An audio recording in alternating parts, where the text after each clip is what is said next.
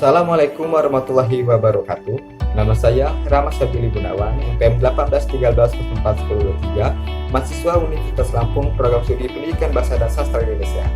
Di sini saya akan menyampaikan materi pembelajaran berbasis online dengan menggunakan media video pembelajaran. Dengan menggunakan media video pembelajaran seperti ini akan memudahkan atau membantu sekali para peserta didik kita dalam melakukan proses pembelajaran jarak jauh atau online, apalagi pada pandemi yang kita hadapi saat ini. Jadi, maka video pelajaran seperti ini sangat membantu sekali para peserta didik kita untuk mudah memahami apa yang disampaikan. Di sini saya akan menyampaikan materi mengenai novel untuk kelas 12 SMA, SMK maupun MA. Yang berisikan di dalam materi novel ini ada kompetensi dasar, lalu ada isi materi, lalu ada contoh-contoh di dalamnya atau pengertian di dalam. Nanti saya akan sampaikan semua di dalam video. Jadi simak terus video ini sampai beres. Ya baik, bisa kita lihat di sini. Yang pertama kita harus tahu dulu kompetensi dasar dari materi novel yang akan kita sampaikan ini. Materi dasarnya kita buka.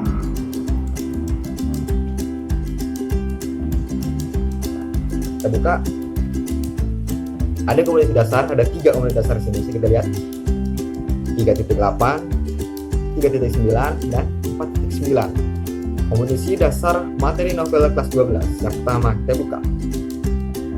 Menafsirkan pandangan pengarang terhadap kehidupan dalam novel yang dibaca. Untuk isi materinya, pengertian dan langkah-langkah menafsirkan pandangan pengarang terhadap novel, kehidupan dalam novel. Kompetensi dasar yang kedua, tentang menganalisis isi dan kebahasaan novel. Untuk isi materinya, unsur pembangun dan unsur kebahasaan novel. Nah, yang ketiga atau yang terakhir atau yang 4.9, tentang merancang novel dan novelet dengan memperhatikan isi dan kebahasaan baik secara lisan maupun tulisan. Nah, isi materinya kita susunan novel berdasarkan rancangan. Baik, langsung saja untuk materi yang pertama kita langsung saja. Kita langsung tema yang pertama, pengertian dan langkah-langkah menafsirkan pandangan pengarang terhadap kehidupan novel. Ada pengertian, langkah-langkah, dan nilai-nilai dalam novel. Kita ketahui dulu pengertiannya. Masuk, menafsirkan pandangan pengarang dalam novel. Menafsirkan pandangan pengarang dalam novel adalah menafsirkan apa saja yang terkandung dalam novel. Hal ini termasuk dalam menafsirkan tentang pesan pengarang, kalimat konotasi, kalimat fakta dengan kehidupan yang ada di dalamnya, lalu disampaikan oleh pengarang. Menentukan nilai-nilai kehidupan yang disampaikan oleh penulis. Maka pengertian dari menafsirkan pandangan pengarang terhadap novel. Selanjutnya kita masuk ke langkah-langkah. Langkah-langkah menafsirkan pandangan pengarang. Ada 3, membaca novel dengan seksama, menentukan nilai-nilai kehidupan. Yang 3, menafsirkan pandangan pengarang terhadap novel, nilai-nilai itu. Nah, nilai-nilai itu kita geser. Nilai sosial, nilai agama, nilai budaya. Menggunakan nilai-nilai dalam novel. Oh iya, saya menggunakan ini atau menggunakan media ini, yaitu namanya Prezi, ya, aplikasi seperti PPT atau aplikasi presentasi, tapi ini lebih menarik bagi saya. Masuk saja kita untuk unsur pembangun dan unsur kebahasaan novel. Ini merupakan KD yang kedua tadi. Kita masuk dulu unsur pembangun novel. Ada 2 unsur pembangun novel. Yang pertama ada unsur dari dalam, itu unsur intrinsik, dan unsur yang kedua adalah unsur ekstrinsik. Unsur intrinsik yaitu unsur yang membangun novel dari dalam, dan unsur ekstrinsik membangun novel dari luar. Lalu ada unsur kebahasaan novel. Unsur kebahasaan novel ini unsur bahasa yang ada di dalam novel. Contohnya dari bahasa atau majas, konotasi, donasi, dan sebagainya. Unsur yang ada dalam bahasa itu ada dalam novel, itu merupakan unsur bahasa yang ada dalam novel. Kita fokus dulu untuk unsur pembangun. Nah, di Sini ada unsur intistik, tema, tokoh, penokohan, plot atau alur, latar atau setting, sudut pandang, gaya bahasa, amanat atau pesan. Itu merupakan unsur yang ada di dalam novel tersebut. Pokoknya yang di dalam novel itu ada isi dari unsur intistik untuk membangun novel tersebut.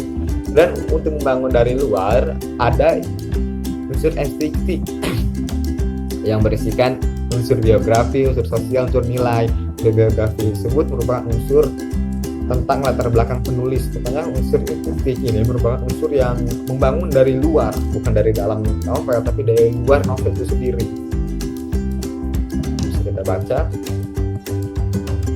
Selanjutnya ada susunan novel berdasarkan rancangan. Ada penjelasan dan ada langkah-langkah merancangnya. Nah, sebelum kita merancang novel, kita harus mengetahui dulu penjelasannya. Kita buka penjelasannya. Kita buka. Membuat karangan novel memang tidak mudah.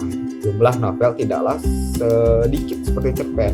Oleh sebab itu diperlukan alur yang lebih panjang, latar yang beragam, dan konflik kita yang bagus. Di sini penulis dituntut memiliki kreativitas untuk lebih menarik dalam isi cerita novel itu sendiri. Selain banyak latihan, pengarang juga memerlukan membaca novel-novel untuk studi. Novel tidaklah mudah dan tidaklah sedikit seperti cerpen. Maka kita harus tahu langkah-langkah untuk merancang sebuah novel. Kita masuk. Adapun langkah-langkah dalam merancang novel, bisa kita lihat ini ada 9 langkah yang saya ketahui atau saya cantumkan. Yang pertama ada tema. Pilih dan kembangkan tema yang Anda pilih sehingga bisa menjadi cerita yang menarik. Tema. Yang kedua, karakter. Menciptakan karakter yang kompleks dan membuat masalah-masalah yang muncul. Karakter ini penokohan, ada tokoh yang membuat karakternya sehingga muncul sebuah konflik, karena baik jalan cerita cerpen, novel, drama, semua jalan cerita tidaklah menarik kalau tidak ada konflik yang menarik, karena konflik tersebut merupakan unsur penting untuk menariknya jalan cerita atau bikin lebih menarik jalan cerita karena adanya konflik. Misalnya ada daur ulang ide. Ada setting dulu. Novel dimulai dari pemilihan settingnya, misalnya dengan membuat cerita yang mengenai suatu tempat dengan melakukan riset lebih banyak mengenai budaya dan apa yang dilakukan orang-orang pada zaman dahulu. Nah, setting tersebut. Lalu ada daur ulang ide. Karena tidak ada cerita yang benar-benar asli atau otentik, maka buatlah ide yang sudah ada menjadi lebih fresh atau lebih menarik. Contohnya ada favorit sesuatu. Nah, ini favorit sesuatu ini segala hal yang menarik yang menurut kalian bisa menjadi sebuah ide. Contohnya jika kalian menyukai musik atau menyukai gitar, buatlah karakter dari novel kalian itu yang benar-benar terobsesi dengan novel, atau buatlah khas karakter novelmu dengan gitar tadi. Itu dari favorit suatu. Misalnya kita favorit dengan musik, kita bisa membuat karakter kita suka dengan musik itu sendiri. Misalnya ada permainan kata. Sebuah kata bisa dikembangkan menjadi sebuah inspirasi dari cerita yang akan ditulis sehingga menjadi menarik bagi pembaca. Jika ada cerita dimulai dari impianmu. Nah, ini cerita mulai dari impianmu ini sendiri tampak tidak masuk, impian kita yang tampak tidak masuk akal akan menjadi masuk akal dalam cerita fiksi. Itu enaknya dalam fiksi ini, impian kita tidak masuk akal, ketika kita dalam fiksi kita tuangkan di situ akan menjadi sebuah masuk akal dalam cerita fiksi. Kisah nyata.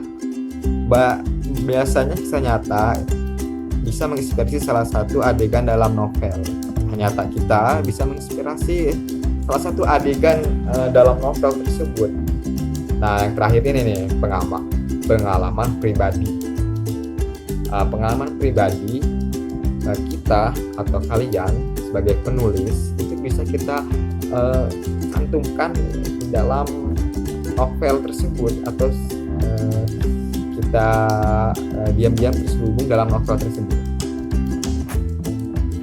Ya, baik, selanjutnya itu tadi merupakan 3 kompetensi dasar atau isi materi novel dari kelas 12 SMA yang sudah kita bahas. Jadi tadi sudah kita bahas. Baik, itu tadi penjelasan materi novel untuk kelas 12 SMA, SMK atau MA yang sudah kita bahas. Lalu 3 kompetensi dasar tadi.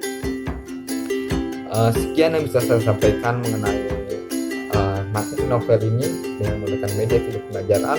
Semoga bermanfaat sekali media pembelajaran seperti ini untuk para peserta didik dan untuk para pendidik atau pengajar.